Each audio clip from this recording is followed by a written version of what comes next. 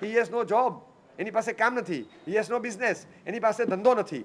એટલે એનો જોબ કે ધંધાનો એક પૈડું ફાટી ગયું, બીજી બાજુ શરીરનું પૈડું ફાટે છે, ત્રીજી બાજુ સંતાનના ભવિષ્યનું પૈડું ફાટે છે, અને ચોથી બાજુ ઘર ખર્ચ ક્યાંથી કાઢવો એ પૈડું ફાટે છે. આ 4 એવી સમસ્યા છે કે આ જીવન નામની ગાડીને ટોટલી રેપ્ચર કરી નાખે, પંચર નહીં ખલાસ કરી નાખે, ગાડી ચાલે જ નહીં આગળ, એવી દશામાં મૂકી દે. અને આપણો પરમાત્માના શાસનને પામેલો, નૌકાર ગણનારો, આરાધક શ્રાવક, સત્તામાં સિદ્ધત્વ લઈને શાયિક સ્વભાવ લઈને બેઠેલો એ આત્મા એ 2 ટંકની રોટલી માટે જે રીતે ઝૂરતો હોય વર્ણન થઈ શકે નહીં. એક વસ્તુનો ખાસ ખુલાસો કરું કે સાધર્મિક ભક્તિ કરવાના અનેક પ્રકારો તમને સમજાવું. એ દરમિયાનમાં સાધર્મિક ભક્તિ કરનારે શું શું ન કરવું જોઈએ નહીં પહેલાં 2 મિનિટમાં સમજી લઈએ. ક્યારે પણ એને દયાપાત્ર નહીં માનવો, ક્યારે પણ નહીં. એ ઉત્તમ ભક્તિનું પાત્ર છે. ભગવાન ગુરુ ભગવાન તો એની જેવું જ જ્ઞાન અને સાધર્મિક પણ એ ભક્તિના 7 ક્ષેત્રમાં 6મું 7મું ક્ષેત્ર છે. એ ઉત્તમ સર્વોત્તમ ભક્તિનું પાત્ર છે. તમે જે ભાવથી મારા સાહેબને રોટલી વરાવો, બિચારા મારા સાહેબ આપણે ન વરાયો તો શું કરે, સાંજે ભૂખ્યા જ રેત, બિચારા મારા સાહેબ જિંદગીમાં બોલતા નથી, બરાબર છે. કબૂલ કે તમે ગોચી ન વરાવો તો સાંજે અમે ભૂખ્યા રહેત, પણ તમે બિચારા શબ્દ અમારા માટે નથી વાપરતા, તો આના માટે ક્યારેય બિચારા શબ્દ ક્યારેય નહીં. દયા સ્થિતિ એની ચોક્કસ, એની દયા એની સ્થિતિ જોઈને નથી કરવાની, એને મળેલા કુળ અને ધર્મની અપેક્ષા આપણે ભાવ જગાડવાનો છે. પણ અત્યારની પરિસ્થિતિ એવી છે, કમનસીબી એવી કે તમારા ભાવને જાગૃત કરવા માટે અમારે પણ વર્ણન એના જૈનત્વનું નહીં, એની ગરીબીનું જ કરવું પડે છે. મને આ શરમજનક લાગે છે, મને આ ગમતું નથી. હું આજે અત્યારે જે બોલવા જાઉં છું ને, મારું અંદરથી જીવ બળે છે કે જીવ તારે આ બોલાય નહીં, એના જૈનત્વના વખાણ કર. પણ પરિસ્થિતિ એ છે કે આપણે એમના જૈનત્વને એન્કેશ કરાવવું હોય તો અત્યારે વખાણ એમના જૈનત્વના કરવાને બદલે એમની પરિસ્થિતિનું બયાન કરવું પડે એમ છે. એટલે ચોક્કસ મારા સાહેબને કેન્સર થયું હોય તો મારા સાહેબના રોગની વાત ડૉક્ટરને કરવી પડે. એ જ રીતે તમે ડૉક્ટર છો, ચિકિત્સા કરી શકો એમ છો આ કેસની, you can handle this with care. એટલે તમારી સામે એમના રોગની ચિકિત્સાની વાતો કરું છું અપેક્ષાથી. બાકી એમનામાં રહેલું જૈનત્વ અને સત્તામાં છુપાયેલું ઢંકાયેલું સિદ્ધત્વ એ જ મને ત્યાં ખેંચે. પણ છતાં એમની તકલીફ એ કદાચ કહેવાનો પ્રસંગ આવ્યો છે તો હું કહીશ, પણ અંદરથી બળતા જીવ સાથે કહું છું, મારે કરાય નહીં એવા કોન્શિયસ બાઇટિંગ સાથે કહું છું. મને આ ગમતું નથી, આ વસ્તુ ખરેખર બોલવા જેવી નથી. આપણે કહીએ કે આવા પરિવારને મેં સાચવ્યા, આવા પરિવાર ઊભા થયા ને એ જ મને તો નાલેશી લાગે છે આપણા માટે, પણ છે કોઈ કર્મની પીડા. બીજી વાત, ગરીબ શબ્દ ક્યાંય નહીં વાપરો. આપણામાં જેટલા પણ ગરીબ જઈને હોય ને સાહેબ, અમે એને અનાજ આપીએ છીએ. ગરીબ શબ્દ ક્યાંય નહીં વાપરવો. શબ્દ બોલવો પડે એમ છે તો પુણ્યથી નબળા શબ્દ એવો વાપરો. સાહેબ કેટલાક પુણ્યથી નબળા જીવો છે તો એવા લોકો એને અમે ટેકો આપીએ. સાધર્મિક સહાય કેન્દ્ર, આમ કોઈ સંસ્થા કોઈ પ્રવૃત્તિ ચાલતી હોય ને, સાધર્મિક ભક્તિ કેન્દ્ર, સાધર્મિક વાત્સલ્ય, એમ સાધર્મિકની સાથે સહાય કે મદદ, આ શબ્દ યોજનામાં એક્ટિવિટીને નામ આપીએ ત્યારે સંસ્થાને ક્યારેય નહીં રાખવું. હોય તો ચેન્જ કરી નાખવું, ડોમેન લીધો હોય તો ફેરવી નાખો. આ આપણને શોભે નહીં. આ ભક્તિના પાત્રો માટે સહાય મદદ આવી ક્યાંય શબ્દ વાપરવો નહીં, બોલવો પણ નહીં. બને ત્યાં સુધી આપણે ત્યાં આવી કંઈ ભક્તિ કરી હોય એના ફોટા પાડી અને પબ્લિકલી આપીએ તો લોકો દાતાઓ ફરીથી ક્યાંય ફોટા પાડવા નહીં. આપણને ખાલી છે ને તમારી સગી બેન આ લાઈનમાં અનાજ લેવા ઊભી છે એ કલ્પના કરો ને ફોટો પાર ફેરવો લ્યો. આ કોકની બેન છે, કોકની દીકરી છે, આ કોઈક એવો પરિવાર છે, નથી એની ઈચ્છા, અને ફોટા ક્યારેય નહીં પાડવા. યાદગીરી માટે પણ છે ને આંખ બંધ કરી દો અને બસ એ પાપણમાં અંદર પેક કરી દો. આની બહુ યાદગીરી રાખવા જેવી પણ નથી, આ દુઃસ્વપ્ન છે. પણ છતાં આપણે કામ કરીએ છીએ અને કદાચ કરવું પડે તો કરીએ. એવા 500-600 જણને બોલાવીએ, 200 જણા, હું ચોમાસું હોઉં, ઉપર બેઠો હોઉં, નીચે 150 જણા આવે. 150 જણા, બોર્ડ લખેલું હોય, 1 કિલો ગોળ, આટલું મરચું, આટલું હળદર, આટલું ધાણા જીરું, આટલો ગોળ, આટલી ખાંડ, અડધો કિલો ચા, અડધો કિલો ઘી, 1 કિલો તેલ, બધું મળીને 700-800 રૂપિયાની વસ્તુ, 1000 રૂપિયાની વસ્તુ હોય ને લેવા માટે કાર્ડ લઈને 150 જણાએ આવવાનું. અને 2 બદામનો મુનિમ, જો અવાજ કરશો કાઢી મૂકીશ, નહીં આપું તમને કીટ, પાછા મોકલી દઈશ. લાઈનમાં ઉભા રહો. જે રૂઆબથી વાત કરતો હોય, જેને જગડુશાનો દીકરો હોય, એ મુનિમ 2 બદામનો. જે ખખડાવતો હોય, હું નીચે ઉતરી ગયો એકવાર કે એ ભાઈ બધા રવાના કરી દે, હું અપાવી દઈશ બધા, શું માંડ્યું તે. આમ આપણા સ્વજનો દેખાવા જોઈએ. જરાય ન ગમે જો સંઘના લેવલ પર આ થતું હોય તો સંઘના અગ્રણીને મેં કીધું બોલાવીને હું વ્યવસ્થા ગોઠવી દઉં. 150 જગ્યાએ છોકરાઓ ઘરે જઈને આપી આવે. તમે ન બોલાવો અહીંયા. આને ખબર પડે છે કે આ પણ મારી જેમ માગવા આવ્યો છે, આને ખબર પડે છે આ ભાઈ મારી જેમ માગવા આવ્યા છે. એકબીજાના ચહેરા ન બતાવો. એમના દીકરા દીકરીને વળાવવાના નથી કાલે. હવે ઠીક, હવે એનું ઘર તો સમાજના આધારે ચાલે. લોકો શું બોલશે? મને કે સાહેબ આ બધા આવે છે ને એ બધા જુએ છે એટલે સાહેબ અમારે ત્યાં સાધર્મિક ભક્તિનું 10 લાખનું ફંડ થાય વર્ષે. અરે એ 10 લાખના ફંડ માટે તમે 200 જણની ઇજ્જત કાઢો? ક્યારેય કરાય નહીં. જાહેરમાં ક્યારેય બોલાવાના નહીં. આપણે આપીએ છીએ, લેનારને ખબર ન પડવી જોઈએ કે કોણે આપ્યું. એ ક્યાંક મારી સામે ભેગો થાય ને એને ખબર ન પડે, આપણે સ્વજન ન દેખાય, એમાં આપણને શરમ ના આવે કે આપીએ છીએ ત્યારે કેમ. તમારામાં ઘણા એવા હશે કે જે ક્યાંક કેટલું કરતા હશે ને મને ખબર નહીં હોય, આમ આપી દીધું ખબર નહીં પડતી હોય, પણ હું તમને કહું કે હૃદયમાં ભાવ લાવો કે મારો સ્વજનના લાઈનમાં ઊભો છે, ક્યારે પણ એમના ફોટા પાડવા, પબ્લિસાઇઝ કરવા, નામો બોલવા, વિગતો બહાર જાહેર કરવી ક્યારેય નહીં. નામ ગુપ્ત રાખીને, નામ વગર વિગત, હું તમને 50 જણની વિગત આપીશ પણ નામ ના આપું તમને. વ્યક્તિને ઓળખતો હોય તો એ નામ ના આપીએ. અરે તમારી બાજુમાં બેઠો હોય, ખબર શું પડે. અને એ પરિવારોની દશા છે, આપણે એમનું ન કહીએ. અને તમને કહું કે ચાંદલાવાળો, એ જ નૌકાર ગણનારો, પર્યુષણની આરાધના કરનારો, આપણો શ્રાવક, જે ભાવ તમારામાં છે એવા જ પરમાત્મા ભક્તિના ભાવ, શાસનની લાગણી લઈને બેઠેલો આપણો શ્રાવક અત્યારે ક્યાં છે, ક્યાં છે તમે જોયો? તમને ખબર પડે? સવારના 8:30 વાગે, 7 વાગે તમે જોયા હોય એક બેન બહુ સાદી 400 રૂપિયાવાળી કદાચ સાડી નહીં હોય એવી સાડીમાં લાઈનમાં ઊભા હશે, પૂજા કરતા હશે અને પછી તરત ઉતાવળે ભાગતા હશે. 8:30 એમને ઘરે પહોંચવાનું છે, 9 થી 12 ત્યાં રસોઈ બનાવવાની છે, 3 જણાને એકાસના કરાવવાના છે અને ત્યારે 1:30 વાગે ઘરે પાછા આવશે. એમનું વ્યાખ્યાન જવાનું, કારણ કે એમને તો આ રસોઈ અત્યારે બોલાવે જ, અમારે વ્યાખ્યાન સાંભળવા જવું છે બેન, તમે રસોઈ કરવા આવી જશો, અમારે 3 એકાસના છે, હું તમને કહી દઉં 8 વસ્તુ 9 વસ્તુ બનાવવાની છે, તમે બધું 12:15 તૈયાર રાખજો. અમે છે ને વ્યાખ્યાનમાં જઈ કલ્પસૂત્ર સાંભળી બધું પતાઈને આવશું, એટલે 1:30 વાગે નીકળી જવાનું છે, મને 2 વાગે જન્મ વાંચન છે, બધું તૈયાર રાખજો. નથી એમના જીવનમાં જન્મ વાંચન, નથી એમને આ, પણ એમને 3 ઘરે આવી રીતે બોલાવે તો કલાકમાં ફટાફટ રસોઈ બનાવીને મૂકી દે તો એમને રોજના 300 રૂપિયા મળે, એમને 1000-1500 મળી જતા હોય. આ 8 દિવસ રસોઈ કરવા ક્યાંક જાય તો સવારે પૂજાની લાઈનમાં ઊભા હોય એ બેન ક્યાંક રસોઈ બનાવવા જતા હોય, આપણને ખબર નથી કે ક્યાં ઊભા છે. સોનગઢ, સિહોર, ક્યાંક એવા નાના ગામમાં એસટી સ્ટેન્ડ પર નીચે ઉતરો, ખમણની લારી લઈને ઊભેલો હોય બસ સ્ટોપ પર, ખબર નહીં હોય, ખમણની લારી લઈને બેઠેલો હશે, એ ખબર પણ નહીં હોય. અને આપણો ચાંદલો જોઈ અને કોઈ પૂછે પાલિતાણા જાઓ છો? હા, મને લાગ્યું ચાંદલો જોઈને, સરસ, અમારાવતી દાદાને પૂજા કરજો. હા, અમારાવતી દાદાની પૂજા કરજો, ખમણની લારીવાળો બોલે. પછી તમે પૂછો 1 મિનિટ કે તમે જૈન છો? તો કે હા, ખમણ વેચું છું. તમે પૂછો એને, તમે પૂછશો ત્યારે તમને ખબર પડશે કે આ માણસ આવું અહીંયા આગળ ચાની લારી, ખમણની લારી, અમદાવાદની વાત કરું, ક્યાંક લઈને બેઠો હોય ને, સાંજે આવે 7 વાગે, પેલા ભાઈ પૂછે કે પેલા ભાઈ રોજ અહીંયા હતા એ ક્યાં ગયા? ના કે હમણાં એ નહીં દેખાય. તો કે કેમ? એ હમણાં 5:30 પોણા 6 જતા રહે છે, એ જૈન છે, એમના ઓલા પર્યુષણ આવ્યા ને, સાંજે પ્રતિક્રમણ કરવાનું એટલે હવે 7 વાગ્યા સુધી નહીં બેસે. અચ્છા, ઓકે. આ બોલનારો અજૈન, લેનારો અજૈન, પણ પેલા વાણિયાનો દીકરો, જૈનનો દીકરો અહીંયા લારી લઈને ઊભો રહેતો હતો અમદાવાદમાં એક ફૂટપાથ પાસે, ત્યાં સાંજે અમે જતા હતા. ના કે 8 દિવસ નહીં આવે, એને હમણાં વહેલા જશે, 5:30 જતા રહે છે, કારણ કે પછી અમને ઓલું 8 દિવસ પ્રતિક્રમણ કરવાનું હોય ને એટલે બધા જતા રહે. હા, જૈનોના પર્યુષણ ચાલે. આપણા પર્યુષણમાં એના જીવનમાં ખાલી 1 કલાક લારી વહેલી લઈ લેવાની, આટોપાની, અને ધંધો તોડવાનો. આ જ એનો ધંધો, આ જ. અને ભાવ તમે જુઓ એના શું ભાવ હોય છે, કેવા ભાવ હોય છે, મને મળેલા છે. હું તમને 35 થી 40 કદાચ એથી વધારે નામ આપું, જૈન શ્રાવકો, ચાંદલા કરનારા, અને જે લોકો આ રાજનગરના શહેરોના રાજમાર્ગ પર રિક્ષા ચલાવે છે, 7-8 હજાર રૂપિયા મળે. હતા એ દિવસો 12-15 હજાર મળતા હતા.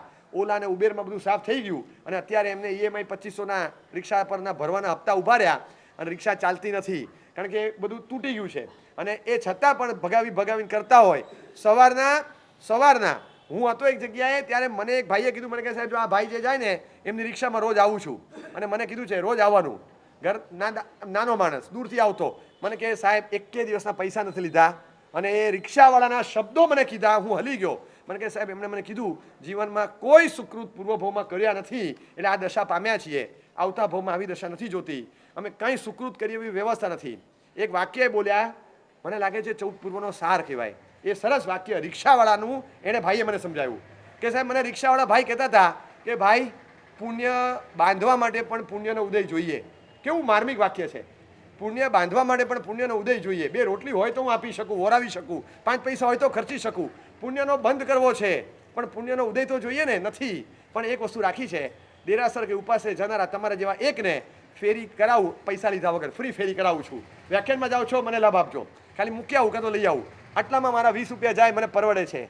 એ 20 રૂપિયા એક જણના પૈસા નહીં લેવાના. આટલી એક નાનકડી સાધર્મિક ભક્તિ 12 મહિના કરું છું. ભગવાન કરીને આવનારા ભાવમાં આપણે 2 પૈસા પામીએ ને કંઈ સારા કામ કરી શકીએ. સાધર્મિક ભક્તિ, એક જણને ફ્રીમાં ખાલી રિક્ષામાં પહોંચાડવાના, પૂજાના કપડામાં કે સામાયિકની જોડમાં દેખાવો જોઈએ. જવું છે એટલે આવી જાઓ, બેસાડી દઉં, ઉતારી દઉં. સવારના પોરમાં હજી દેરાસર 6:30 આવે ત્યારે જોયું કે રિક્ષા આવી, ઊભી રહી, અને રિક્ષામાંથી કોઈ નહીં, ડ્રાઈવર સ્વયં અંદરથી નીકળ્યો, દર્શન કરીને રિક્ષા પાછી ચાલુ થઈ મણિનગર પાસે. તો કે કેમ? તો કે ના અમારે અહીંથી 20 કિલોમીટર દૂર છે મારું ગામ, ત્યાં રહું છું, પણ અઠવાડિયે એકવાર જ ઘરે જઉં છું. બાકી અમદાવાદમાં રિક્ષા ચલાવું છું. રોજના 100 કિલોમીટર ચાલતી હશે રિક્ષા. અને અમદાવાદના કોઈ પણ એક દેરાસરની બહાર પાર્ક કરી દઉં જ્યાં નાહવાની વ્યવસ્થા હોય. સવારના પોરમાં વહેલા નાહી પૂજાની જોડ પહેરી પૂજા કરીને પછી ત્યાંથી જતો રહું. આવી વ્યવસ્થાના ભાગરૂપે એની રોજની પૂજા સચવાય. એ કે દેરાસર 300 અમદાવાદના જોયેલા છે ને પૂજા કરેલી છે મેં. ક્યાંક ને ક્યાંક બહાર રિક્ષા પાર્ક કરી રિક્ષામાં સૂઈ જવાનું અને સવારે વહેલી પૂજા કરી અને 6:15 રિક્ષા ચાલુ થાય, રાત્રે 11 વાગ્યા સુધી ફેરવે. અને પછી આજુબાજુમાં હીરાપુર કે કોઈ ગામ હોય 20-30 કિલોમીટર દૂર, ત્યાં અઠવાડિયે એકવાર જઈ આવવાનું ઘરે, રકમ થોડી આપીને ઘરવાળાને મળીને પાછા. આવા પરિવારો આપણે ત્યાં જીવે છે, આપણને ખબર નથી, ખ્યાલ પણ નથી આવતી કે આ શું કરી રહ્યા છે, આપણને ખબર નથી. આંબેલ ખાતામાં ગયા, બેન જરા ઝડપથી રોટલી વણો, કેમ આમ કરો છો? અને 2 મિનિટ જરા હાથમાં દુખે છે, કરું આમ કંકણનો અવાજ આવે, બેન રોટલી વણે છે આંબેલ ખાતાની અંદર. અને તમે તો 12:30 બેઠા, 1:30 વાગે નીકળી ગયા, બધું પત્યું. 2:05, 2:20 બધું પતાવી આમ હાથ લૂસી અને બેન પોતે થાળી લઈ બધું ભરી અને આંબેલ કરવા બેઠા. ત્યારે એક શ્રાવિકા હાજર હતા. એમને તો આ રોટલી વણનારી બાઈ કે ભાઈ તારે આંબેલ છે? તો કે હા, મારે તો 32મી હોળી ચાલે છે. આ હું તમને ફેક્ટ કહું છું, ગુજરાતના એક ગામની ઘટના કહું છું. 32મી હોળી ચાલે. બેન તમારે હોળી ચાલે? તો કે હા. તમે જૈન છો? તો કે હા. વળી કેમ? તો કે તમારા પરિવારમાં? એકલી છું, શ્રાવક ગુજરી ગયા છે. ઉંમર? તો કે 72, પણ ચાલે છે શરીર. 72 વર્ષની ઉંમર, શ્રાવક ગુજરી ગયા. દીકરો દીકરી? ના, દીકરો નથી. દીકરી સાધ્વીજી મહારાજ છે. આ સાધ્વીજી મહારાજના મમ્મી છે. 120 રૂપિયા રોજ, આઠમ ચૌદસે 150, આટલું મને મળે છે. અને હું રોટલી વણવા આવું છું, ખુમારીથી જીવું છું. મારી વાત મારા દીકરી મહારાજને પણ હું કહેતી નથી. એ એમની સાધનામાં રહે, મારી ચિંતા કરી અને ખોટા વિચારો બગાડે નહીં. બસ મારું હું ફોડી લઈશ. જીવવું કેટલું, પણ ખુમારીથી જીવવું છે. બસ એક 6 મહિના બહુ કપરા ગયા. આ કોરોના કાળમાં આંબેલ ખાતા બંધ હતા ને, મારી આવક બંધ થઈ ગઈ. ભગવાને વળી આંબેલ ખાતા ખોલી આપ્યા, મારું ગાડું ચાલે છે. બસ 32મી હોળી કરનારા શ્રમણી ભગવાનના મમ્મી અને એ રોટલી વણવા જાય. મને કહું કે આપણા એક વ્યક્તિ માટે આ કલંક ન કહેવાય? સિક્કે હું આપણા માટે કલંક ન કહેવાય? એક રત્નકુક્ષી માતા આંબેલ ખાતામાં રોટલી વણે just because she has no nothing to earn. એની પાસે કંઈ છે નહીં. આજે પરિસ્થિતિ તમે વિચારશો ને, એ વ્યક્તિના ઘરના એટલે એમનું ગામ, એ બધી વસ્તુનો મને પરિચય થયો. પણ મને થાય કે આવા તો કેટલા હશે. આપણું અલ્પ જ્ઞાન હોય, માહિતી મેળવીને કેટલી મેળવો, આ જોઈએ ત્યારે ખબર પડે કે ઘરની અંદર 24 વર્ષની ઉંમરની દીકરી, જેના લગ્ન હવે લેવાશે ગમે ત્યારે, એ દીકરી ઈચ્છે છે કે હમણાં લગ્ન ન થાય તો સારું. એના લગ્ન કોણ લેવાનું છે ખબર છે? પોતે. મમ્મી પપ્પા બંને ગુજરી ગયા છે. મમ્મી ને પપ્પા બેમાંથી એકે 50 વર્ષ જોયા નથી લોકોએ, બંને ગુજરી ગયા.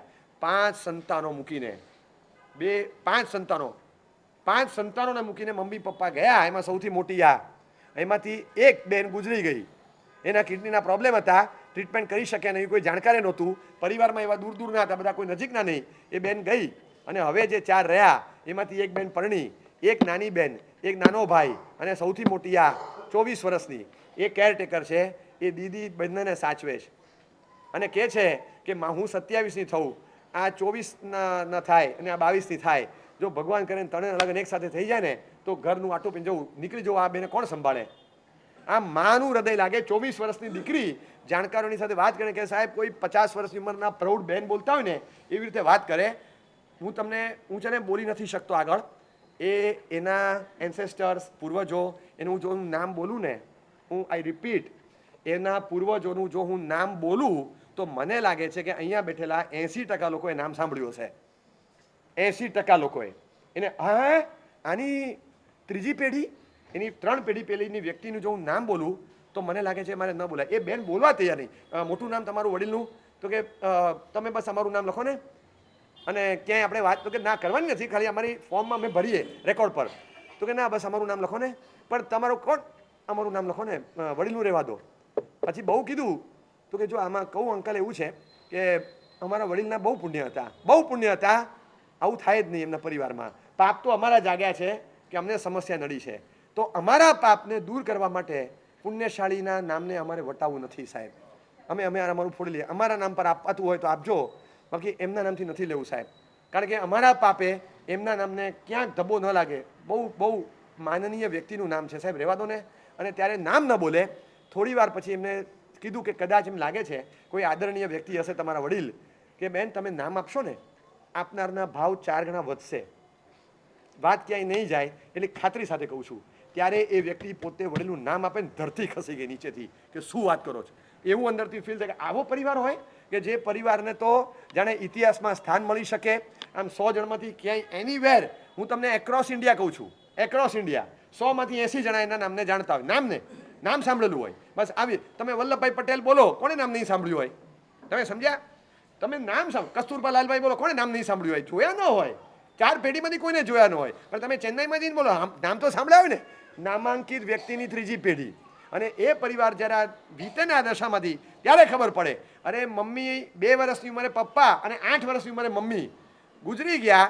અને એ વખતે 2 અને 9 વર્ષ ઉંમર હતી. 9 વર્ષની ઉંમરની મોટી બેન, 7 વર્ષની ઉંમરની નાની બેન, 11 વર્ષની ઉંમરની મોટી ને 9 વર્ષની નાની, 4 વર્ષની મોટી અને 2 વર્ષની નાની બેન. પહેલાં પપ્પા ગયા, એ પછી 7 વર્ષે મમ્મી ગયા. એ 11 અને 9 વર્ષની ઉંમરથી અત્યારે 22 અને 24 વર્ષની ઉંમરના થયા હશે.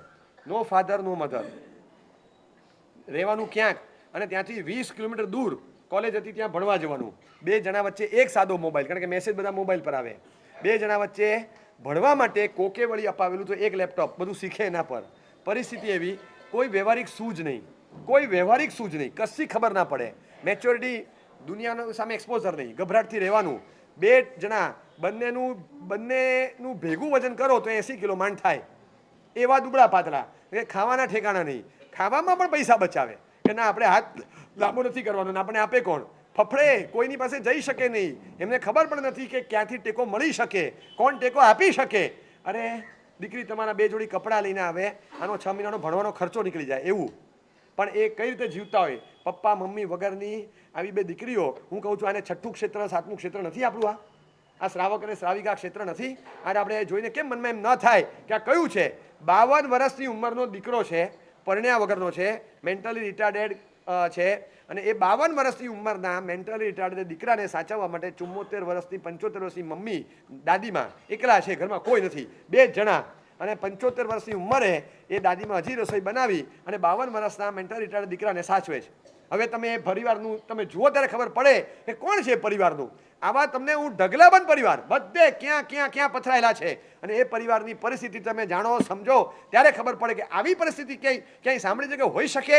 અરે જૈન સંઘની આપણી એસેડ હોય, આંબેલ ખાતું હોય, રસોડું હોય, પાણી ખાતું હોય, ઉપાશ્રય હોય, પેઢી હોય, આવા આપણા એક સારા જાણીતા જૈન સંઘમાં 10-12 હજારની સેલેરીમાં નોકરી કરનારો શ્રાવક છે, જેણે આજથી 37 વર્ષ પહેલાં પોતાના ગળામાં છરી પડતા સંઘના સંઘપતિ તરીકેની સંઘમાળ પહેરી છે.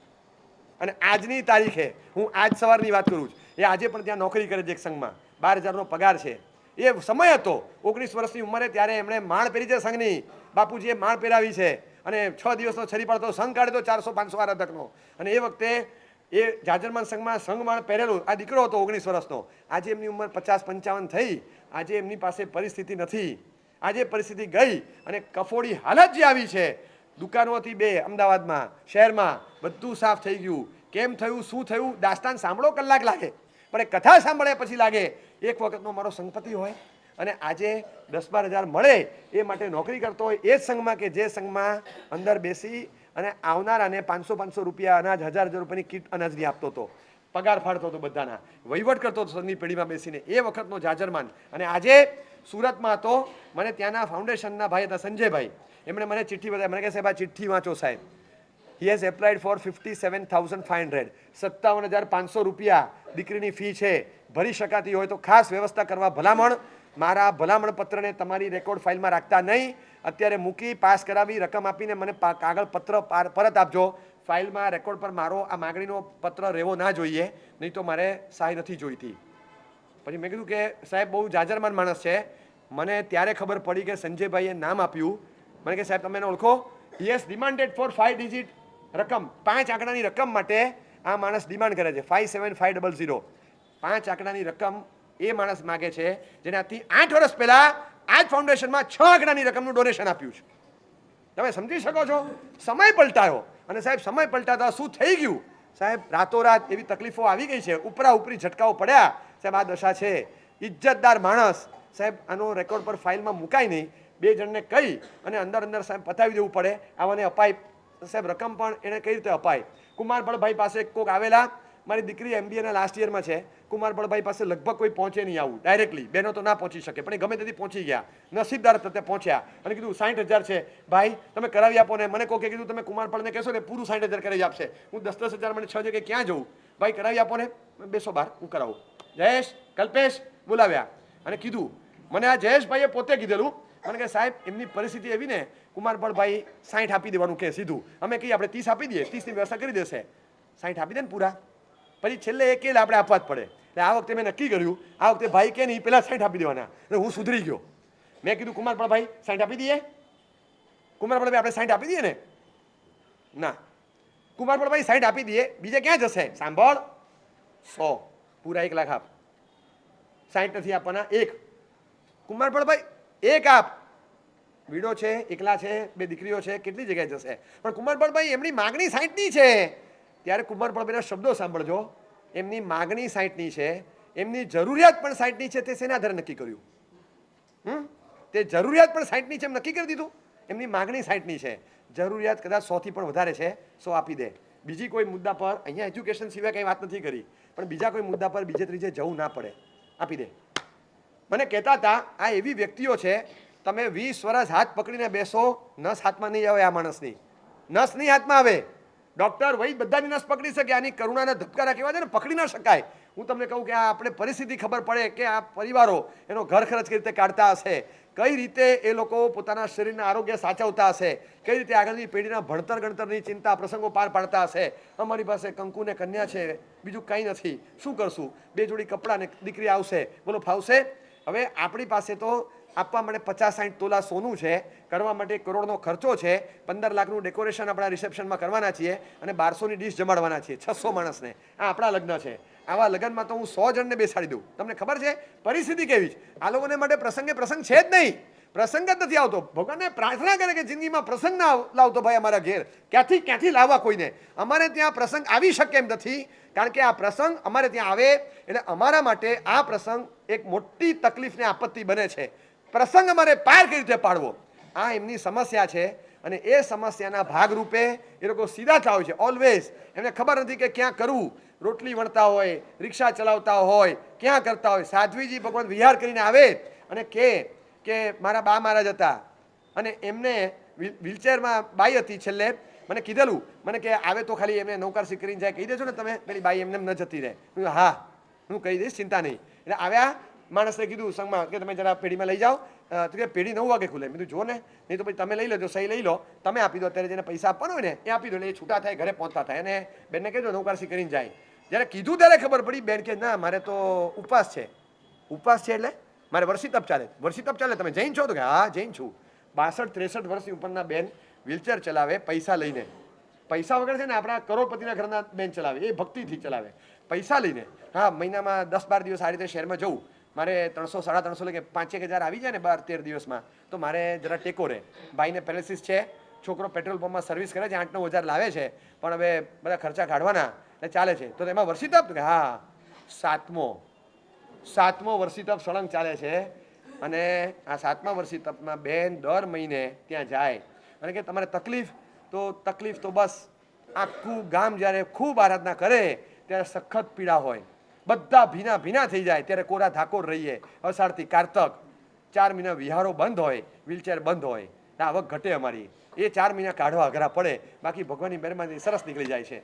તમે શબ્દો સાંભળો એમના, એમને કલ્પસૂત્ર ક્યાં જઈને સાંભળે? તમારી બાજુમાં કઈ સાડી પહેરીને બેસે બોલો તો? મેં સાઈ ક્યાંય બિચારા એ કલ્પસૂત્ર ક્યાં સાંભળે? શ્રાવિકા, સુલસા શ્રાવિકાના પ્રતિનિધિ પરંપરામાં આવેલા આ બેન, જેને હું સુલસાના વંશજ કહું છું, અને એ આપણો શ્રાવિકાનું પોત એક જગ્યાએ પ્રોફેશનલી વ્હીલચેર ચલાવીને દિવસના 350 મેળવી લે. મને થાય કે આપણે ક્યાંક છે ને એવું કરવું પડે કે દિશાઓ ખોલવી પડે, દ્રષ્ટિ ખોલવી પડે. આ કરવું પડશે આપણે. એક્સિડન્ટ ઝોન છે 4 એવા કે જ્યાં અટવાઈ ગયો માણસ વમળની બહાર ના આવે, એ કલરમાં ખૂંપી જાય. જેમ 4 કારણો કીધા કે જે 4 કારણની પીડા હોય છે, ઘર ખર્ચ, જોબ લોસ કે ધંધાની મંદી કે તૂટી ગયેલો ધંધો, 3જા નંબરમાં આરોગ્યના પ્રશ્નો, અને 4થા નંબરમાં નવી પેઢીના ભણતરની ચિંતા, પ્રસંગોની ચિંતા. આ 4 એવા સ્પોટ છે જે મોટા વિકરાળ પ્રશ્નાર્થ છે. એની સામે 4 એક્સિડન્ટ ઝોન છે, જેમાં એકે જગ્યાએ ફસાયો તે જિંદગીની ગાડીના 4 ટાયર જેમ પંચર થાય એમ જિંદગીની ગાડી ઠોકવા માટેના 4 એક્સિડન્ટ સ્પોટ છે, જેમાં માણસની ગાડી ઠોકાય એટલે ચકનાચૂર ગાડીના ભૂકા નીકળી જાય. એક પહેલા નંબરમાં છે દેવું. આવા લોકોના માટે દેવું થાય છે, અને દેવું અથવા વ્યાજ જે પણ હોય તે, એ દેવું કે વ્યાજ જે થાય એમાં આ લોકો સાફ થઈ જતા હોય, એ લોકો આમાંથી બહાર નથી નીકળી શકતા. બીજા નંબરમાં ખોટા રસ્તા પકડી લે છે. પછી સટ્ટો હોય, ખોટું બોલવાનું હોય, ચોરી ચપાટી હોય, જે પણ હોય તે આ ખોટા રસ્તા ક્યાંક પકડે છે. વર્ણન પણ ન કરી શકાય એવા પણ ખોટા રસ્તે અર્થોપાર્જન થતું હોય તો કરી લે છે. એકવાર પોતાની ઇજ્જત કાઢવા માટે ઇજ્જત વેચી દે છે. આ લોકો એ રીતે જિંદગી જીવી લે છે. ત્રીજા નંબરમાં વ્યસન, પીવાનું, ફૂંકવાનું, પાન માવા, પત્તા રમવાનું ચાલુ કેમ થાય છે? ગમ ભૂલવા માટે કે છે, ખબર નહીં શું થયું છે, પણ આ ખોટા વ્યસનોના પનારે પડે. દુર્ધ્યાનથી લઈને આપઘાત સુધી બધા રસ્તા ખુલ્લા છે. જિંદગી ટૂંકાવી દેવાની. 1.5 વર્ષ કોરોના કાળનું રાજનગરમાં 170 જણના નામો લિસ્ટમાં ચડેલા જેમણે જિંદગી ટૂંકાવેલી. હજારો જણા કુદરતી મર્યા એ નહીં, પણ એ 1.5 વર્ષમાં 170 જણાએ જિંદગી અમદાવાદમાં આપઘાતથી પૂરી કરેલી, એ 1.5-2 વર્ષના ગાળામાં. અને એમાં 11 કે 12 જૈનો હતા. તમે વિચાર કરી શકો કે પરિસ્થિતિ, એક શહેરની વાત કરું છું તમને, એ પરિસ્થિતિ જ્યારે મેં વાંચીને ક્લાસિફિકેશન સાથે, ત્યારે થાય કે આની જવાબદારી લેવાની કોણ કરે છે? આ સમસ્યા એવી એક્સિડન્ટ સ્પોટ છે, ક્યાંક આવીને ઊભા રહ્યા. વ્યાજનું ચક્કર ચડે એટલે પહેલી વારમાં ભાઈડો 35,000 લાવ્યો હતો, 3% વ્યાજે 35,000 લાવ્યો. હવે આને ખબર નથી કે 6 મહિનામાં શું થાય. ધીસ ઇઝ ક્વિક સેન્ડ કલણ હોય ને, 3 માથોડા અંદર નીચે હોય, 20 ફૂટની ઊંડાઈવાળું હોય. એકવાર પગ મૂક્યો એટલે ગયા તમે જેટલો પ્રયત્ન કરો બહાર નીકળવાનો એટલા તમે ઊંડા જાઓ. એ 3% 3 મહિનાના ભેગા થયા, 6 મહિનાના ભેગા થયા એટલે મૂડી જેટલું ચૂકવાઈ ગયા, પછી મૂડી જેવું બીજું વ્યાજ આપવાનું નીકળતું હતું, અને તોય પ્રિન્સિપલ એમાઉન્ટ બાકી રહેતી હતી. એને 1.5 લાખ ચૂકવી દીધા હોય પછી પણ 35,000 બાકી બોલે એવી પરિસ્થિતિમાં મુકાય, ત્યારે પછી 6 મહિનાનું બધું વ્યાજ ભરવા માટે 5% વ્યાજે 1.25 લાખ રૂપિયા લઈ આવે. સમજ્યા તમે? આ ચક્કર વિશેષ સર્કલ આ રીતે ફોર્મ થાય, અને છેલ્લે 12 લાખ રૂપિયા ભરવાના આવે. 12 લાખ એક સાથે, કોઈ 11%, કોઈ 8%, કોઈ 6%, માથા ભારે માસે ગમે તે લઈ આવ્યો હોય, અને દમદાટીના 4 ફોન આવે, ઢીલો ઘેંસ પડી જાય, અને છેલ્લે ક્યાંક દોરડે લટકી જાય. એ સિદ્ધનો જીવ કે જેને 5-15 ભવમાં સંસારના પરિભ્રમણ પૂરા કરવાના હતા. પ્લેટફોર્મ એ મળેલું હતું કે પરિસ્થિતિ આપણો શ્રાવક કયા કુળમાં આવ્યો છે અને ક્યાં રસ્તે પહોંચે છે. ભયંકર દુર્ધ્યાન, દેવા અને વ્યાજના ચક્કરમાંથી બહાર જ ન નીકળે. વ્યાજ ભર્યા જ કરે આવી પરિસ્થિતિ. બીજા નંબરમાં એની પરિસ્થિતિ એવી હોય કે વ્યસનો એટલા બધા જીવનમાં આવી જાય કે બચી નથી શકતો. ત્રીજા નંબરની અંદર એને દુર્ધ્યાન એવું ચાલે, મરવાના વિચારો આવે, મારી નાખવાના વિચારો આવે, ગાળો બોલતો થઈ જાય, ફેંકતો થઈ જાય, ધર્મ છોડી દે. આ બધા રિએક્શન્સ છે. એને શ્રદ્ધા હોત, આ આપણું લોહી છે, પણ અત્યારે ક્યાંય જામતું નથી. એમના ઘરની અંદર જેને હું ભક્તિથી આપવાની વાત કરતો હોઉં, એ પરિવાર, હું કહું કે આ પરિવારને આપવા જેવું છે, તમે જાઓ. પર્યુષણના દિવસોની મને ખબર નથી, બાકી ચોમાસાના દિવસોમાં પણ તમે જશો બપોરે તો ભલું હશે, એના ઘરમાં બટાકાનું શાક હશે. એટલે નહીં કે બટાકા ખાવા છે, 170 રૂપિયા કિલોના ટિંડોરા પરવડતા નથી, અને 35 રૂપિયા કિલો, 32 રૂપિયા કિલોના બટેટા લઈ આવે છે અને બટેટા ખાય છે. લસણ ડુંગળી નથી લાવ્યા સાહેબ. શાક પરવડવું તો જોઈએ, દાળ છે નહીં, અને રોટલી ખાવી છે એમાં કેળા મોંઘા, લીંબુ મોંઘા, ઉનાળામાં શું પીએ અમે? દૂધ હોય તો છાશ સુધી પહોંચાય, કશું છે નહીં સાહેબ. રોટલીને બટાકાનું શાક લઈ લઈએ છીએ, નથી ખાવું, જિંદગીમાં ખાધું નથી. અને બેન તો રડે, સાહેબ જિંદગીમાં પેટમાં બટાકા નથી ગયા. આ છોકરાઓને આપીએ છીએ સાહેબ, મોટા થયા પછી કદાચ સદ્ધર થઈ પણ જઈએ ત્યારે આ બટાકા છૂટશે કે નહીં, કારણસર શરૂ થયા જ, આ છૂટશે કે નહીં આ સવાલ છે. અનંત કાંઈ ખાય એ જીવ કે જેનામાં રહેલું જૈનત્વ ટકતું નથી. આપણે સિદ્ધત્વ બહાર કાઢવાનું આ ભાવમાં, અને એ પરંપરા સાચવી નથી શકતો. પાયાના આચારની માત્ર કાબુ બહારની તકલીફના કારણે રૂટીનમાં એને બટેટા ફાવે કે ન ભાવે, એ છૂટ ભાવે કે ન ભાવે પછીની વાત, એને બીજું પરવડે એમ નથી. જો આ કારણથી એ બટેટા ખાતો હોય, આપણે ક્યાં પૈસા નાખીએ છીએ, કેટલા રાખી મૂકીએ છીએ. હું એ કહું છું કે પરિસ્થિતિ, આ હું તમને 2-5ની વાત નથી કરતો. અને સમ્યક દર્શનનો જળહલાટ એ છે કે 7 ક્ષેત્રો પ્રત્યે અપૂર્વ સદભાવ હોય. જો એક વસ્તુ તમને કહું, કઈ રીતે આને મૂલો છો મને ખબર નથી, ભગવાને કરીને દ્રષ્ટિ કેળવાઈ છે ને, હું ક્યારે પણ આવી કોઈ વ્યક્તિને વ્યક્તિ તરીકે મેં જિંદગીમાં જોઈ જ નથી. હું ક્ષેત્ર તરીકે જ જોઉં છું. 7માંથી એક ક્ષેત્ર છે. ધીસ ઇઝ નોટ પાર્શ્વનાથ, આ પહેલું ક્ષેત્ર છે. ધીસ ઇઝ નોટ મંદિર, આ બીજું ક્ષેત્ર છે. આ શ્રમણ નથી, આ અમારું જાજરમાન ત્રીજું ક્ષેત્ર છે. આ ચોથું ક્ષેત્ર છે સાધ્વીજી, એટલે આખું ક્ષેત્ર છે જેમાં નાખો ઉગે પાક. આ ક્ષેત્ર છે. હું કાયમ માટે શ્રાવક શ્રાવિકા 6ઠું ને 7મું ક્ષેત્ર છે, એક ક્ષેત્ર તરીકે જોઉં છું. જે આપણો સંઘ ચલાવે છે, જાજરમાન સંઘના પ્રતિનિધિઓ છે, એ પ્રતિનિધિ જે સંઘમાં લાખો રૂપિયામાં પારણું જતું હોય, જેના ઘરનું જેના સંઘનું ઘોડિયા પારણું લાખોમાં જતું હોય, એ સંઘમાં 5 પરિવાર એવા હોય કે જેને ત્યાં પારણું બંધાય ત્યારે 500 રૂપિયાનો ખર્ચો કરવાની તેવડ ન હોય. એવું આપણો સંઘનો 5 પ્રતિનિધિ એવા હોય. ખબર કેમ ન પડે? આપણી બધાની ફરજમાં આવે છે. હું તમને કહું કે ટાઈમ સાપેક્ષ, સમય સાપેક્ષ કેટલાક કર્તવ્યો છે ને જીવનમાં નાખો, જાત ઉપર દબાણ ક્રિએટ કરો કે મારી જવાબદારીમાં આવે છે. એક ભગવાન ભરાવા તમારી જવાબદારીમાં આવે છે, તમારું કર્તવ્ય નહીં એક ભગવાન ભરાવો. હું કહું છું સમય સાપેક્ષ રહીને એક પરિવાર ભરાવો, એક તમારો જવાબદારીમાં આવે છે. મારો પરિવાર એક હોવો જ જોઈએ. જે મારી આવક હોય એક પરિવારને 60,000 રૂપિયા વર્ષે મારા જશે, મહિને 5,000 મારા તરફથી મળશે જ. હું જે પણ ખર્ચો કરું તે ઇટ ઇઝ એપાર્ટ. મેં 11 કૂપન લખાવી, 5 કૂપન લખાવી, મેં આમ કર્યું, મેં જે હોય તે એક પરિવારને વર્ષે 60,000 મારા તરફથી. આ તો કાંઈ નથી, મામૂલી ફિગર છે. બાકી મોટા જે હોય એ તો 10-10 ને 15-15 પરિવાર કેમ દત્તક ન લે? કેમ લે? એમને આપણે 5,000માં કશું નથી આપતા, પણ એમને જ્યારે મળે છે, હું તમને કહું, મને ક્યારેક ઉપર મળજો, કથા લાંબી સાંભળવી ને તો મને ઉપર કહેજો. હું અહીંયા વધારે બોલી શકું એવી સ્થિતિ નથી. બહુ લાગણીશીલ બની જવાય છે આ વિષયની પ્રરૂપણા કરતા, કારણ કે બહુ ઊંડો ઉતર્યો છું. જે પરિવારોને દરેક કેટલા બધા સેંકડોની સંખ્યામાં પરિવારો છે કે જેને કદાચ અમારી પ્રેરણાથી ગોઠવાયેલા તંત્ર દ્વારા દર મહિને 5,000 પહોંચે. વર્ષે એકવાર રીસર્વે થાય. આ છેલ્લા 4 દિવસમાં હમણાં પર્યુષણ પહેલાં બધું રીસર્વે થાય. સ્થિતિઓ બદલાઈ હોય કેટલાકની. 2 જણા એવા પણ નીકળે. હવે બસ આસો મહિનાથી નહીં આપો તો ચાલશે. 6 વર્ષથી આવતું હતું. દીકરો હવે એન્જિનિયર થઈ ગયો છે. એને છે ને 24,000-26,000ની સેલેરીમાં જોબ મળ્યો છે. એટલે એને જોબ મળે ને 3 મહિનાની સેલેરી આવે ત્યાં સુધી આપણે ઊભા રહીએ. પછી કદાચ એની જરૂરિયાત નથી તો બંધ કરીને બીજાનું ડાયવર્ટ કરીએ. પણ એ સામેથી કહેતા પણ હોય. રીસર્વે એવરી મંથ થતો હોય આ બધાનો. એમાં હમણાં ઓલા બેન કે ખાલી પૂછ્યું કે ઘરે બધા 3 જણા સાતામાં આપણા પ્રોફાઇલમાં બોલે છે કે આ કેસ નંબર 100 અમે નંબર આપેલો યુનિક આઈડીની જેમ અમારે ત્યાં ચોપડામાં લખેલું હોય, ઉપર નામ જ આવે. પછી એનો ચોપડો ખોલો ને આખું પાનું ભરીની વિગત લખેલી, આખી કથા. એમાં લખેલું છે કે ખાલી દીકરો દીકરી, કોરોનામાં પપ્પા ગયા પણ એક દીકરો છે, એની નાની બેન છે ને મમ્મી છે, 3 જણા છે. અર્નિંગ મેમ્બર તો કોઈ હતું નહીં ત્યારે. એ વખતે 17 વર્ષનો દીકરો, 15 વર્ષની બેન. હવે આજે 4 વર્ષ થયા એ ઘટનાને. આજે દીકરો કદાચ 19-20નો તો 24નો થઈ ગયો હોય, પણ પછી ખબર પડી કે ના ઘરે નથી, 2 જણા છે. કે 2 જણા કે આ પપ્પા ગયા. એ પછી ભાઈ ભણતો તો, ભણવાનું પૂરું થવા આવ્યું. એ જ વખતે ભાઈને કંઈક અહીંયા તકલીફ થઈ હતી, અલ્સર લાગ્યું હશે કંઈક, બધું ટેસ્ટિંગ કરાવતા હતા, ગેસ્ટ્રોએન્ટ્રો પાસે બધું ટેસ્ટિંગ કરાવ્યું.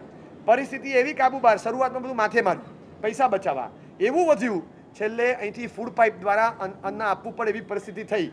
3 મહિના આ સ્પેશિયલ રૂટ ક્રિએટ કરીને ફૂડ પાઇપથી આપો, પછી આગળ ચિકિત્સા જોશું, પછી આ કાણું પૂરાઈ જશે. વાત એમ હતી. ફૂડ પાઇપ નાખતી વખતે એક ગંભીર કક્ષાની ભૂલ ડૉક્ટર દ્વારા માનો કે થઈ. 7 નંબરને બદલે 8 નંબરની પાઇપ અંદર ગઈને ટેબલ પર જ બધું અંદર ફાટી ગયું. કોલેપ્સ. એક જ ક્ષણમાં દીકરો ગયો. આધાર આ એ છોકરી અને મમ્મી 2 જણા ઘરે રહ્યા. એ કે ભાઈ 25 તારીખ આવે ને, 25 તારીખ આમ 24 તારીખથી છે ને મોબાઈલ આમ ટીક થાય ને, એ આવ્યો આમ રાહ જોતા. પછી કે ના તો કોઈનો વોટ્સએપ આવ્યો, આમ કોઈ નોટિફિકેશન આવે ને, એ આવ્યું આવે બેંકમાંથી કે તમારા ખાતામાં 5,000 ડિપોઝિટ થયા છે. દર મહિને આવે, 25-26માં આવી જ જાય છે. સવારથી 10 મેસેજ આવે ને, આમ રાહ જોતા હોઈએ. ભાઈ શું કહું, તમે શું આપો છો એ તમને કે અમને નથી ખબર. આ સાંભળીએ ને ત્યારે શરમ લાગે, શરમ કે આપણે સિંગની ચીખી આપવાની હોય ને, સિંગના ફોતરા આપીએ, ફોતરા આ લોકોને. એમ થાય કે સરસ મજાનું કટાસનું પાથરી અને કલ્પસૂત્રના વ્યાખ્યાન આ આરાધક કેમ ન સાંભળે, આ વ્યાખ્યાન સરસ સાંભળવાનો અવસર એને કેમ ન મળે? નથી એના સૌભાગ્યમાં નથી. એ જ કુળમાં જન્મ્યા છે, એને મજૂરી જ કરવાની, એને મહેનત જ કરવાની, માગીને જિંદગી પૂરી કરવાની. જિંદગીભરમાં એક જ વસ્તુ શીખ્યા, જે સારો માણસ દેખાય ને એની પાસે કઈ રીતે થોડીક મદદ લઈને 2 મહિના ખેંચી કાઢવાના. આ સારા બેન મળી ગયા, એમણે 3 મહિના ખેંચી કાઢ્યા. એટલે કે સાહેબ બધે અમને આ જ કરવાનું અને કેવી રીતે કરવાનું. અને સતત આ દીકરી 20 વર્ષની, આજે 20ની થઈ, એ દીકરીના શબ્દો એ કે બેન દર વખતે બોલે એ કે મારી દીકરી કાયમ કે એક ભાઈ હોવો જોઈતો હતો, મમ્મી એક ભાઈ હોવો જોઈતો હતો. પપ્પા ન હોય ને ત્યારે ભૈલો હોત ને બહુ કામ લાગે. આપણે શું કરી શકીએ, ભૈલો ગમે તેથી ફોડી આવે, એક ભૈલો હોવો જોઈતો હતો. એ કે અમે સાહેબ આ છેલ્લા આટલા વખતથી અમારા સમકિત ચેરિટેબલ ટ્રસ્ટમાંથી જે પૈસા આવે છે ને સાહેબ, આ અમારો ભાઈ છે. હું કાંઈ મારી બેનને કહું, જો નોટિફિકેશન એ આવી ગયું, મમ્મી આવી ગયું 5,000 આવી ગયા. જો આ ભાઈ છે આપણો, આવે છે ને દર મહિને. ભાઈ તો રક્ષાબંધનમાં એકવાર કવર આપત, આ ભાઈ દર મહિને આપે છે. આ આપણો ભાઈ છે સાહેબ, અમને ભાઈ મળ્યો છે. આમ જે મળ્યા નથી, આંખથી ઓળખ્યા નથી, કાર્યકર એની સાથે વાત કરે અને પછી મેસેજ આપે ને, અમારા જેવા તો રડવાનું આવે. શું પુણ્ય કમાતા હશે જેણે પૈસાનું ડોનેશન આપ્યું હશે? અને ખબર છે કે મારા પૈસા કયા પરિવારમાં ગયા છે? અમને ખબર નથી કે કોનું ડોનેશન આવ્યું છે, આ પરિવારમાં કોના પૈસા જાય છે ખબર નથી. કોકે કીધું હોય કે હું તમને છે ને 3 લાખ આપીશ, 5 પરિવારને દર મહિને મારા તરફથી 5-5 આપવાના તમારે. કોકે 10 પરિવાર, કોકે 2 પરિવાર દત્તક લીધા, સેંકડો પરિવારને રકમો જાય, એમને વિગતો મળે, પણ એ કોને મળે છે તમે જોયું હોય ત્યારે ખબર પડે. પરિવારમાં 8 જણા છે, પપ્પા મમ્મી, 2 દીકરાઓ, બંને દીકરાની પત્ની, અને પહેલા દીકરાને કંઈ નથી, બીજા દીકરાને 1 દીકરો 1 દીકરી છે, કુલ 8 જણા. 8 જણા. એમાં બંને દીકરાને પગે પોલિયો છે, બંને દીકરાઓને જન્મતાની સાથે પોલિયો છે. એકને વાઈફ આવ્યા છે, એ પણ પગની ખોડવાળા આવ્યા છે, બીજાના સારા છે. અને એવામાં એક ગાડી આવે, એ ગાડીમાં પેલી વિકલાંગની કીટ બેસાડવાની, એને ડ્રાઈવ કરતા ફાવે એવી ગાડી લઈ અને ટ્રાન્સપોર્ટનો ધંધો કરી અને ઘર ચલાવવાનું. અને એમાં અત્યારે એક જણને પાછી તકલીફ એવી વધી છે કે ન પૂછો વાત, પથારી વશ થઈ અને એવા ખર્ચાઓ આવ્યા છે. હવે 8 જણનો પરિવાર 20,000માં ઘર ચલાવે. 4 કે 5 જણા ઘરના કમાય છે, 4 કે 5 જણા મહેનત મજૂરી કરે છે ઘરમાં. ત્યારે એમાં 2 બાળકો, એ 2 બાળકોના પણ જમવા ભણવા વગેરેના ખર્ચા અંદર ગણવાના. હવે એ 8 જણનો પરિવાર 20,000માં ભણતર સાથે ઘર ખર્ચ કઈ રીતે કાઢી શકે? મને કહો, કઈ રીતે કાઢે? અને એમને રોટલી, હું કહું બીજું કંઈ ન કરે, પણ એમને ખાધા ખોરાક રોટલી દાળ ભાતનો એવો મળવો જોઈએ ને. આપણે ખબર જ નથી કે આ પરિવારો કઈ રીતે જીવે છે, ખ્યાલ જ નથી અને જીવે છે. હવે એક પરિવાર છે, જે પરિવારમાં ભાઈ ગુજરી ગયા છે, હસબન્ડ નાની ઉંમરમાં, અને જ્યારે દીકરો 4થા વર્ષે લગ્નના દીકરો આવ્યો છે, 29 વર્ષની ઉંમરે બેને જન્મ આપ્યો છે, અને એ દીકરો 3 વર્ષનો હતો, ભાઈ 34 વર્ષની ઉંમરે એક્સપાયર થઈ ગયા. એ બેન અને એનો 3 વર્ષનો દીકરો. આજે દીકરો થયો 21 વર્ષનો, મોબાઈલ રિપેરિંગનું નાનું મોટું કામ 2 વર્ષથી શીખ્યો છે, કરે છે. અને આ 2 મહિના પહેલાં એના મમ્મીને કેન્સર ડિટેક્ટ થયું છે. હવે આ દીકરાનું ભવિષ્ય શું? આપણે કર્મોની સામે કહી શકીએ ભાઈ કંઈક તો હિસાબ રાખ, આટલા હતા તને આ જ ઘર દેખાયું, આ જ ઘર દેખાયું, ભાળી ગયો જા ભાઈને, એના પપ્પા લઈ લીધા, હવે એની મમ્મી લઈ લઈશ, તો આ દીકરા પર શું વીતે? દિવસ રાત અપસેટ અને ડિપ્રેશનમાં દીકરો કે પપ્પા ગયા, મમ્મીએ જશે, મારું કોણ? એના લગ્ન બાકી છે. મમ્મી જીવે 100 વર્ષના થાય, પણ ખબર નથી કેટલા વર્ષના થશે. દવા માટેના પૈસા ન હોય. હવે આવી પરિસ્થિતિમાં એક આધાર ગણો તો મમ્મી છે, જે નાસ્તો બનાવીને ઘર ચલાવતા હતા, ફોલ બિલ્ડિંગ કરતા હતા, ઘરમાં થોડું નાનું સીવણ કામ કરતા હતા, 3-4 જાતની વસ્તુ કરીને ઘર ચલાવે. આજે મમ્મીને કેન્સર અને એના દવાનો ખર્ચો આ છોકરા પર આવ્યો, જે મોબાઈલની નાનીકડી કામગીરીમાં 7-8 હજાર 10,000 મહેનત 10 કલાક કરીને લાવે છે. દુકાન જેવું કાંઈ નહીં, ઘરે બેઠા બેઠા બધું કરે, પણ નાના મોટા કામો લઈ આવે. આવાની ઉપર કોઈ મહેરબાની કરીને કોઈ કામે જલ્દી ના આપે, એનો પર વિશ્વાસ ન બેસે. હવે આ નાનો માણસ જાય ક્યાં? આવીને કે સાહેબ એક 20,000 રૂપિયા મળે ને સાહેબ, તો ખાલી ટોવેલ ને નેપકિન ને હાથ રૂમાલ ને બધું છે ને, અમે રેલવે સ્ટેશન પ્લેટફોર્મ પર આમ ચાદર પાથરીને બધું મૂકતા હોઈએ, એમાંથી બધું વેચાઈને પાછું લઈ આવીએ સાંજે. ત્યાં અમારી દુકાન નથી સાહેબ, પણ રેલવે ટ્રેક પર પ્લેટફોર્મ પર આવું પાથરીને બેસીએ, પછી ક્યારેક અહીંયા જઈએ, ક્યારેક અહીંયા જઈએ સાહેબ. આવી રીતે નાનું મોટું જતું હોય, 5-7 વસ્તુ રાખીએ છીએ, ટોવેલ છે, હાથ રૂમાલ છે, નેપકિન છે, આ બધું છે. હવે કયો માણસ આની પાસેથી લેવાનો છે? આપણે તો લઈએ નહીં ને, આપણે તો આપણા બાંધેલા બ્રાન્ડેડ સ્ટોરમાંથી લાવીએ. આનો કોઈ ધંધો મળે નહીં. નાના માણસો આની પાસેથી લે, એમાં રકઝક કરીને 2 રૂપિયા 5 રૂપિયા ઓછા કરાવીને લે. આનો ધંધો સાહેબ 20,000 રૂપિયા હોય તો હું રોટેશનમાં આવું કોઈ માલ સામાન થોડો વધારે લાવીને રાખું તો મારું ચાલે સાહેબ. હું ઉધારીમાં લાવું એટલે મને ઉતરેલો માલ આપે છે, એ ખપતો નથી.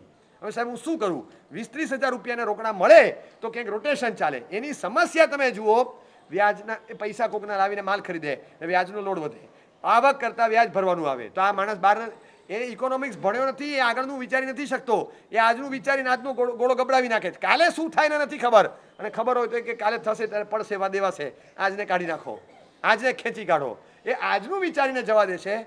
એની જિંદગી આખી એફએન્ડોની જેમ રમે છે. માર્કેટમાં નહીં, જિંદગીમાં એફએન્ડો જિંદગીના દાવ પર રમે છે કે આજનો દિવસ ખેંચી કાઢ્યો, ડિફરન્સનું કાલે જોઈ લેશું. હવે કાલે શું ભરવાનું આવશે ખબર નથી. વ્યાજના ચક્કર એટલે દેવું, બીજા નંબરમાં દુર્ધ્યાન, ત્રીજા નંબરમાં આપઘાત, અને ચોથા નંબરમાં વ્યસન, ખોટા રસ્તા, જુઠ્ઠું, ચોરી. આ બધું, આ 4 એવા સ્પોટ છે જેમાંથી આપણા આ બંધુને આપણે બચાવવાનો છે. આપણે એને કોઈ વ્યસનમાં પડવા નથી દેવાનો, એને ક્યાંય ફસાય નહીં, ખોટા રસ્તે લાગે નહીં, ખોટી લતે લાગે નહીં, એનું ધ્યાન રાખવાનું. અને એ પછી એની 4 ચીજની આપણે તકેદારી રાખવાની છે. 1 એની આબરૂ, 2 એનું આરોગ્ય, 3 એની આવતીકાલ, અને 4 એનો આવતો ભવ. આ 4 ચીજનું આપણે ધ્યાન રાખવાનું. એની આબરૂ ન જાય, આબરૂ ન જવી જોઈએ. કુમારપાળભાઈ પાસેથી સાંભળેલું અને જોયેલું જ, વર્ષોથી કામ કરતા હોય ને, એમની સ્ટાઇલ છે. એ અનાજ ને કીટ ને ઘર વખરીને સામાન ક્યાંય ના આપે. આખું ઘર સાફ થઈ ગયું હોય તો જઈને 50,000 રૂપિયા આપી દે. ના હું તમને પ્રિન્સની બાલદી આપું ને આવા સરસ મજાના એકદમ ભારેમાંના સરસ મજાના એવા આમ ગાદી તકિયા સાથેના સેટ આપું, બેડના નીચેનો આખો પેટી પલંગ આપું કે જેમાં સામાન ભરી શકાય, એને જે લાવવું એ લાવે. આપણે પૈસા આપી દો, કવર મૂકીને જતા રહ્યા, બાજુમાં ખબર લારી ભરીને આપવા જઈએ, ટેમ્પો ભરીને સામાન મૂકે, આખી સોસાયટીને ખબર પડે કે ઠીક સમાજ ઘર ભરી ગયો એનું. આપણે કોઈને રૂપિયા આપીને કે વસ્તુ આપીને ઇજ્જત ખરીદવાના હકદાર બનતા નથી. આપણે જવાનું, કેમ છો, સારું છે, હા, અને એમની સ્ટાઇલ હોય, ઘરમાં જાય પછી કલ્પેશ, જયેશ, મયંક, આ 3 નામ હોય, મયંક, જયેશ, કલ્પેશ, બસ જેનું નામ બોલે ને એમની કોડ ભાષા હોય. મયંક બોલે તો 50,000, કલ્પેશ બોલે 25,000, જયેશ બોલે 35,000, એની જે કોડ ભાષા હોય. કેટલા ત્યાં ચર્ચા નહીં કરવાની, એ જેનું નામ બોલે એ ખબર નીકળે, એ કોડ ભાષા હોય. જેનું નામ બોલે એને એની પાસે હોય કે ન હોય, પણ નામ કોડવર્ડ છે. એ રીતે રકમ મૂકીને બીજી મિનિટે રવાના, ચા પીવા ના રોકાય, કોઈને ખબર ન પડે કે આપણે ઘરમાં શું આપીને જતા રહ્યા. 50,000 લાખ જેવી રકમ આપીને નીકળી જવાનું અને ત્યાંથી નીકળી જાય. અમે આ અમારા યુવાનોને શીખવાડ્યું કે જાઓ વસ્તુ આપો. તમે વસ્તુ એ લાવે, એને રકમ આપી દીધી, એને જે લાવવું એ લાવે, વસ્તુ આપીએ દેખાશે બહાર, રકમ મૂકીને નીકળી ગયા ઓશિકા નીચે, ખબર નહીં પડે કોઈ દિવસ કે શું થયું. અને ચૂપચાપ આજુબાજુવાળાને ખબર શું પાડવાની કે એને શું આપ્યું અને નીકળી જવાનું. એની આબરૂ સચવાય છે. ક્યાંય બોલીએ નહીં અને એની આબરૂ સચવાઈ જાય. ક્યાંય કોઈ દિવસ કહીએ નહીં. માણસને આબરૂ હોય છે, આપવાનું મન નથી થતું, લેવાનું મન નથી થતું. આબરૂ આપવાનું એને મન નથી અને આપણી પાસેથી કંઈ લેવાનું એને મન નથી, પણ સંયોગો ઝુકાવે છે. સંયોગો એવા હોય છે કે જ્યારે પરિસ્થિતિ કાબુ બહાર ગઈ હોય ત્યારે એને ખબર જ નથી કે કઈ રીતે હવે આમાંથી બહાર લાવવા અને એ પરિસ્થિતિમાંથી કઈ રીતે બહાર નીકળવું. આવી પરિસ્થિતિ, ગંભીર પરિસ્થિતિમાં મુકાયેલા હોય ત્યારે એમને ન છૂટકે લેવું પડે છે, પણ આપણે એમની આબરૂ લેવા માટે હકદાર બનતા નથી. પાટણના નગર પ્રવેશમાં કુમારપાળ રાજાના ઘેરથી પ્રવેશ, તમારા ઘેરથી અમારો પ્રવેશ હોય એમ સામાન્ય કરો તમે. હા, તમને મનમાં એમ લાગે કે મારા સાહેબનો પ્રવેશ મારા ઘરેથી છે, તમે કેટલો ખર્ચો કરો, કેવો ખર્ચો થાય?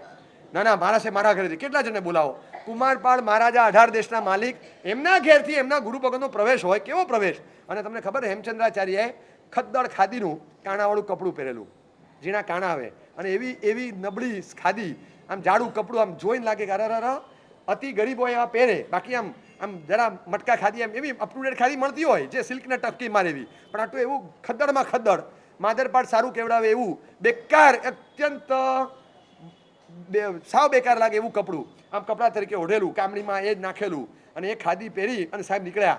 કુમારપાળ રાજા આવ્યા. સાહેબ 1 મિનિટ અંદર પધારો, સાહેબ 1 મિનિટ, સાહેબ હું તાકા લઈ આવું. સાહેબ ન ચાલે, આ વસ્ત્ર બદલો, આ કુમારપાળની આબરૂ કાઢશો સાહેબ, આ પાટણની નગર શેરીઓમાં ફરીને. આજે સામયું અને કુમારપાળના ગુરુ સાહેબ આવા કપડાં પહેરીને ફરે. સાહેબ મારી આબરૂ ખાતર કહું, આજે વસ્ત્ર બદલી નાખો. કુમારપાળ વસ્ત્ર આજ રહેશે, કુમારપાળ વસ્ત્ર આજ રહેશે. અને સાહેબ નીકળી ગયા બહાર. સાહેબ આબરૂ, સાહેબ શિષ્યોને કીધું તમે સમજાવો, સાહેબને સમજાવો, કુમારપાળની આબરૂ જાય. તમે આજે સામૈયા પૂરતું કહું છું, બધા જોવે કુમારપાળના ગુરુ આવા કપડાં પહેરે છે. સાહેબ મારી આબરૂ ખાતર આજે 1-2 કલાક મને બદલી કાઢો સાહેબ. પછી કુમારપાળને બોલાવ્યો અંદર અને જે લીધો છે 3rd ડિગ્રી આપે ને એવા શબ્દો સંભળાવ્યા. શરમ આવે છે? આબરૂની ભીખ માગે છે? આ હેમચંદ્રાચાર્ય બજારમાં ખરીદવા ગયો છે કપડું? તારા પાટણનો કોઈ શ્રાવક મને વોરાવી ગયો ત્યારે મેં આ પહેર્યું ને. અને શ્રાવક એને કહેવાય કે પોતે પહેરે એની કરતાં ઉત્તમ વોરાવે. એની પાસે પહેરવા કરતાં ઉત્તમ આ હતું જે મને વોરાવ્યું, અને એ આવું છે તારી આબરૂ કાઢે એવું, તો એ કેવું પહેરતો હશે? તો વિચાર કરે છે, તારા ગામનો રહીશ મને વોરાવી ગયો, તારો ગુરુ ખરીદવા નથી ગયો બજારમાં, કાપડ માર્કેટમાં. આવો શ્રાવક તારા પાટણના નગરજન તરીકે છે, એમાં તારી આબરૂ ગઈ. હવે રહે તો આજે જશે ને કુમારપાળ, તારી આબરૂ જશે નહીં, કારણ કે રહી જ નથી. અને આંખમાંથી આંસુ. સાહેબ શું બોલો છો? શરમ કર. આવા શ્રાવકો સીધાય અને તું મને કે આ તારી આબરૂ બચાવવા નહીં, તારી શાન ઠેકાણે લાવવા માટે મારે પ્રસંગે આવા જ કપડાં પહેરવા જોઈએ, આવા જ, જેથી તારા જેવાની આબરૂ જાય. અને કુમારપાળ કહે સાહેબ વચન આપું, જિંદગીમાં આજનો દિવસ લખી રાખો, આજથી 1 વર્ષ જિંદગીભર જીવીશ ત્યારે દર વર્ષે 1 કરોડ સોનામોર માત્ર સાધર્મિકોના ઉત્કર્ષમાં વાપરીશ. જીવનભરનો અભિગ્રહ આપો સાહેબ, આ વસ્ત્ર બદલો સાહેબ. આજથી શરૂ કરી દેવું સદવ્યય, 1 કરોડ દર વર્ષે. અને પ્રતિ વર્ષ એ પછી 14 વર્ષ જીવ્યા એમ કુમારપાળ પ્રતિબોધ પ્રબંધમાં લખે છે. આ અભિગ્રહ લીધા પછી 14 યર્સ અને 14 કરોડ સોનૈયાથી વધારે સાધર્મિક ઉત્કર્ષમાં એ વખતે સાંભળ્યું. એની પરંપરામાં 700 વર્ષ પહેલા થયા ઝઘડુ શાહ. આ ઇતિહાસની દંતકથા એ વખતે કહેવાય. અને ઝઘડુએ આ વાત સાંભળી. એના પપ્પા સોલાક એ ક્યાંક સાંભળીને આવ્યા અને કીધું ઝઘડુ આ કુમારપાળ થયા ખબર થોડા વખત પહેલા, 200-250 વર્ષ પહેલા એને નિયમ લીધેલો કે શું? તો કે આપણે તો જો તારો જન્મદિવસ આવ્યો, તારા જન્મદિવસે તને નવા કપડાં જોઈએ. કુમારપાળ દર વર્ષે સાધર્મિકોને 1 કરોડ આપતા ઝઘડું કે તો આપણે નિયમ કરી નાખીએ પપ્પા, ઝઘડું શાહ દર વર્ષે વર્ષગાંઠ 1 કરોડ રૂપિયા સાધારણ વીમા વાપરશે. એનું સાંભળીને 200-250 વર્ષે ઝઘડું શાહ થયા. એ ઝઘડું શાહે એ વાત સાંભળીને 1 કરોડ રૂપિયા દર વર્ષગાંઠે સાધારણ વીમા ખર્ચવાનો નિયમ લીધો. હવે એની વાત હું આજે તમારી સામે મૂકું છું. બોલો તમને શું થાય? હું કહું છું 1 મીંડું કાપી નાખો, 2 મીંડા કાપી નાખો, 3 મીંડા કાપી નાખો, છૂટ. પણ અભિપ્રાય તો કરો કે મારા થકી 1, 2, 5 પરિવાર સાહેબ પહોંચશે ના, કેમ પહોંચે? એની પાસે કોઈ વ્યવસ્થા નથી, કોઈ રિસોર્સિસ નથી, કોઈ સ્પેરમાં એની પાસે કશું જ નથી, એની પાસે કોઈ એવા રિસોર્સ નથી, કોઈ એવા રિઝર્વ્સ નથી. તો આપણે બધા રીબાતા, પીસાતા, ભૂલાતા અને સીધાતા બધાને યાદ કરવાના. નબળા પુણ્યવાળા, પુણ્યહીન વ્યક્તિ બધા ટકવા જોઈએ. ટકવા માટે ટેકો જરૂરી. પુણ્યશાળી પુણ્યના ટેકાથી ટકે ને બાકીના પુણ્યશાળીના ટેકાથી ટકે. ટેકા વગર કોઈ ચાલતું નથી. વર્તમાન જીવન ટેકા સરકાર છે. અબજોપતિ પણ પુણ્યના ટેકાથી ટક્યો છે, તો પુણ્યશાળીના ટેકાથી બીજા 100 જણા ટકવા જોઈએ. આપણી શ્રીમંતાઈ એવી, હું કહું છું એવું જીવન જીવીએ, એવી દુઆ લઈએ, એવા આશીષ મેળવીએ, એવા હાશના અબજપતિ બનીએ. આપણે માંદા પડીએ ત્યારે ગામે ગામ 150 જણા આપણા નામે જાપ અને ભગવાનને પ્રાર્થના કરતા કે ભગવાન આને 100 વર્ષ તો કરજે, અમારું આયુષ્ય આને લગાડજે, આને આપતો રહેજે, અમને નહીં આપે ચાલશે, તું આને આપતો રહેજે. આ અમારા માટે નર્મદા કેનાલ છે, ત્યાંનું પાણી ક્યાં સુધી પહોંચાડે છે. પરમાત્મા નર્મદા કેનાલ છે, વહેતી વહેતી બધે લીલીછમ ચાદર પાથરે છે. અમારા જીવનની નર્મદા કેનાલ છે. અમારો ઝઘડું શાહ જીવતો રહેવો જોઈએ. અમારા જેવા 150 ઉપાડી લે નક્કામાં માણસોને, પણ આને જીવાડજે 100 વર્ષ વધારે. આને અમારી આવખું લાગે. આપણા માટે લોકો પ્રાર્થના કરે. આ જીવન છે.